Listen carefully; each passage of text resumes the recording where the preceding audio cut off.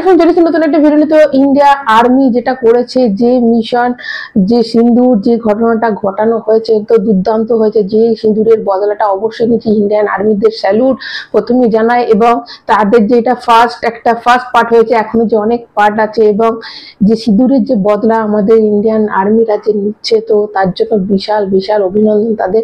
এবং ওয়েট করে আছি যাতে কোনো রকম যুদ্ধ না হয়, তার আগেই যেন এরকম করে আমাদের প্রত্যেকটা সমস্যার সমাধান হয়ে যায়। তো অবশ্যই সেদিকে তো চোখ থাকবে, কিন্তু এর মধ্যে কিন্তু এটা নিয়ে রাজনীতি শুরু হয়ে গেছে ফিল্ম ইন্ডাস্ট্রিতে, এবং এখানে অনেক কিছু ঘটনা ঘটে গেছে। তো সব তোমাদের বলবো, প্রথমেই তোমাদের যেটা বলবো সেটা হচ্ছে ভুল চুক মাপ, যে সিনেমাটা রিলিজ করার কথা ছিল কালকে, আগামীকাল রিলিজ করার কথা ছিল, সেটাকে পোস্টপন করে দেওয়া হয়েছে এই ঘটনার জন্য, এবং 16 তারিখে রিলিজ করবে, যেটাতে তো এটা নিয়ে রাজকুমার রাও প্রচুর কিন্তু ভালো করে প্রমোশন করেছিল। তো হঠাৎ কিন্তু ম্যাডক এটা করেছে।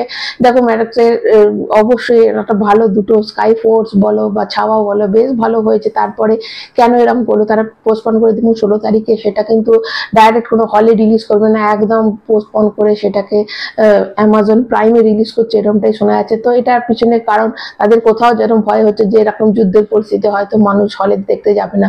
তো এরকম একটা, এটা না করে আরো দেরি পেছিয়ে দিলে ভালো করতে। দেখো একটা সিনেমার অনেক কিছু ব্যাপার থাকে, জানি না এটা ওটিটিতে কেন রিলিজ করছে, ওটিটি হয়তো বেশি টাকা দিয়ে কিনে নিচ্ছে কিনা, তবে এটা একটা বিভিন্ন বাজে দিকই হলো যে একটা সিনেমা রিলিজ করে, সবাই জানে রিলিজ করছে, তো সেই সিনেমাটাকে ফাট করে বন্ধ করে দিয়ে পোস্টপন করে দেওয়ার পর সেটাকে ওটিটিতে রিলিজ করছে। নেক্সট সেটা হচ্ছে সিতারে জামিন পার, যেটা আজই কিন্তু রিলিজ করার কথা ছিল, তার ট্রেলার এবং একটা ইভেন্টের মাধ্যমে কিন্তু এই যুদ্ধের জন্য, এই অপারেশন সিঁদুরের জন্য কোথাও ইভেন্টটাকে ক্যান্সেল করে দেওয়া হয়েছে, এবং আজ কিন্তু রিলিজ করছে না, এবং কবে করছে সেটাও কিন্তু জানা যাচ্ছে না। দেখো অবশ্যই এই সিনেমাটা রিলিজ করতে অনেক দেরি আছে, কিন্তু সিনেমাটা যেটা মানে এখন যেটা ট্রেলারটা হঠাৎ করে বলেছিল, দেখো রেড 2 এর সাথে ট্রেলারটা রিলিজ করার কথা ছিল, তখন ওই কাশ্মীরের ঘটনাটা ঘটে যাওয়ার পর অনেক দেরি করে হয়েছে। তো আজকে রিলিজ করার কথা ছিল, তো আজকে সেটা করছে না, কবে করবে সেটা নিশ্চয়ই আমাদের জানিয়ে দেবে, তো তখন তোমাদের অবশ্যই জানিয়ে দেবো। এবং নেক্সট যে খবরটা সেটা হচ্ছে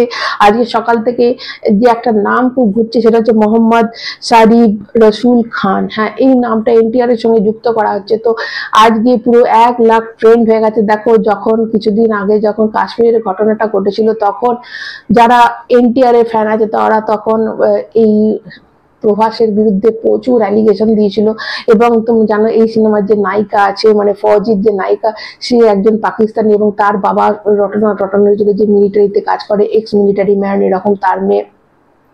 তো তখন সেটা নিয়ে এত মানে এনটিআর এর যারা ফ্যান আছে তারা এত ক্যাওস তৈরি করেছিল বলেছিল। এবং দেখো তখন কিন্তু প্রভাস কোন রকম যে পেহেলগাঁওয়ের যে ব্লাস্ট, মানে পেহেলগাঁও যে মেরে দেওয়া হয়েছিল যেটা, সেটার ঘটনার কোনো রকম নিন্দা প্রকাশ করেনি, কোনো রকম কোনো পোস্ট করেনি। তো সেটা নিয়ে সবাই বলেছিল যে তার নায়িকা যেহেতু পাকিস্তানে, তো পাকিস্তানকে খুশি করার জন্য করছে, তো বিভিন্ন ধরনের বলা হয়েছিল। এবং সে মানে হিন্দু হয়েও হিন্দুত্ব বজায় রাখছে না, তো সে মানে তার নায়িকা যেহেতু পাকিস্তানি, তো পাকিস্তানকে সাপোর্ট করছে, এরকম বিভিন্ন ধরনের কথা এসেছিল। তারপরে এমন হয়েছিল যে নায়িকাকে তার পরের দিন একটা পুরো তার ইনস্টাগ্রামে এবং টুইটে, যেটা এক্সে, তো তাকে লিখতে হয়েছিল যে তার বাবা কোনো মিলিটারি ম্যানের সে মেয়ে নয়, এবং ইত্যাদি অনেক কিছু লিখেছিল। তারপর সেটা কিন্তু আস্তে আস্তে থেমে যায়, কিন্তু আজকে সকাল থেকে আবার কিন্তু এবার প্রভাসের ফ্যানরা এনটিআর কে একদম মানে মিনিটের মধ্যে 1 লাখ এটা ট্রেন্ড হয়ে গেছে। তো এরকম করেছে যে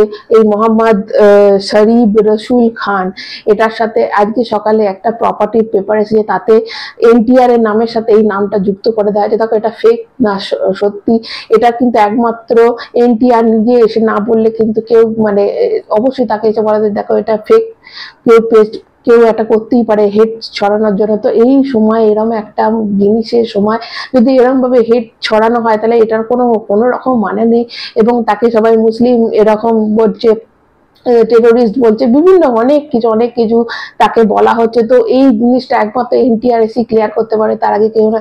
দেখো আমাদের এখানে অনেক বছর আগে তোমরা যদি দেখো, তাহলে শাহরুখ এবং সালমানের যারা ফ্যান্স আছে তাদের মধ্যে কিন্তু চিরকালই একটা ঝামেলা আছে, কিন্তু এরকম ভাবে অ্যাটাক কিন্তু কেউ কাউকে করেনি। এবং দেখো তারা যখন করণ অর্জুন বলো বা এই পাঠানে তারা একসাথে রয়েছে, দেখো এটা হতে পারে যে ওয়ারেও তারা 3 জন একসাথে রইলো, মানে 4 জনই একসাথে রইলো এখানে, মানে আমাদের পাঠান পাঠানকে এবং টাইগার দুজনকে একসাথে হয়তো ওয়ার 2 এ দেখা যেতে পারে। তো এরকম একটা জায়গা, তো সিনেমা ফিল্ম একটা জিনিস মানুষের মনোরঞ্জনের জন্য, সেটাকে নিয়ে এত পলিটিক্স হচ্ছে, এত পলিটিক্স, এবং এটা নিয়ে কিন্তু ভীষণ বিচ্ছিরিভাবে বাড়াবাড়ি হয়ে গেছে এবং এনটিআরকে প্রচন্ড পরিমাণে ছোট করা হচ্ছে। তো এইটা হচ্ছে ব্যাপার, কারা করছে, কি কারণে, উদ্দেশ্য, তো সেটা এখনো জানা যায়নি কেন করা হচ্ছে। দেখো এটা সব বলা যায় যে প্রভাসের ফ্যানরা এরকম করছে। দেখো প্রভাসের এগেনস্টে আমি অবশ্যই নেই এবং ইন্ডিয়ার এগেনস্টও আমি কারোর এগেনস্টে নেই, কিন্তু হয়তো এমন হতে পারে কিছু বছর বাদ দেখা গেল দুজন একসাথে সিনেমা করছে, তখন দেখো এরকম না যে ওর ফ্যানরা এই সিনেমা দেখবে না, এর ফ্যানরা ওই সিনেমা দেখবে না। ভালো সিনেমা,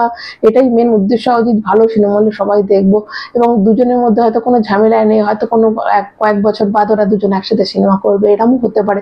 তো এইসব না, এইসব ভুলে গিয়ে সিনেমা দেখা উচিত। দেখো যেটা হচ্ছে সেটা তো অবশ্যই আমরা দেশের পাশে আছি, কিন্তু সিনেমা নিয়ে রাজনীতি, এবং এটাও শোনা যাচ্ছে যে এই যে সিনেমা মানে এই যে অপারেশন সিন্দুর, এটাও নিয়েও কিন্তু এই নামটা নিয়ে সিনেমা করার জন্য নাকি বলিউড খেপে গেছে এবং টি সিরিজ নাকি এই নামটাকে কেনার চেষ্টা করছে, সত্যটা নেওয়ার চেষ্টা করছে, এবং অন্যান্য ফিল্মের যারা মানে প্রোডাকশন কোম্পানি তারাও নাকি নেওয়ার চেষ্টা করছে। এখনো অব্দি কোনো ঠিক হয়নি যে কারা এটা নেবে। তো তো এটা নিয়ে এবং কে এই যে দুজন যে আর্মির ওমেন ছিল, যারা একজন মানে এয়ারফোর্সের একজন মিলিটারি, তো তাদের নামেও নাকি সিনেমা হবে এরকমটাই শোনা যাচ্ছে। এমনকি অনেকে নায়িকাও অনেক অনেক দেখলাম যারা মানে সমালোচনা করে ফিল্ম নিয়ে আর কি, তারা দেখছি নায়িকার নামও ঠিক করে, কেউ আলিয়া ভাট বলছে, কেউ কারিনা কাপুরের নাম বলছে, কেউ আবার এখানে প্রিয়াঙ্কা চোপড়ার নাম বলছে। তো বিভিন্ন এরকম রাজনীতি তো চলছেই, মানে একটা সিরিয়াস ব্যাপার নিয়ে সেই জায়গা নিয়ে এত রকম রাজনীতি, এত রকম ছ্যাবলামো হচ্ছে। বিশেষ করে মুম্বাইয়ের যারা ক্রিটিক্স আছে তারা তো বেশি এইসব নিয়ে করছে। তো এটাই খুব হতাশা লাগে যে একটা কোথায় একটা যেখানে আমাদের দেশ এরকম একটা পরিস্থিতি রয়েছে, কত জওয়ানও মারা মানে উইন্ডেড হচ্ছে সেই জায়গা নিয়ে, এটা নিয়ে যদি রাজনীতি হয় তো সেটাই খুব খারাপ ইয়ে। আর যদি বলবো যে অবশ্যই এনটিআর এর থেকে নেক্সট কি আপডেট আসে, এনটিআর এর তরফ থেকে কি আসে, যে এটা কার নাম, ও যে নয় সেটা যে কনফার্ম করে দেওয়া, সেটা অবশ্যই সেই দিকে চোখ থাকবে, এলে তোমাদের অবশ্যই জানাবো। তো আপাতত এইটুকুই। ভালো লাগলে চ্যানেলটা সাবস্ক্রাইব করবে, একটা লাইক কিন্তু অবশ্যই দেবে। সবাই ভালো থেকো, এখনকার মতো টাটা।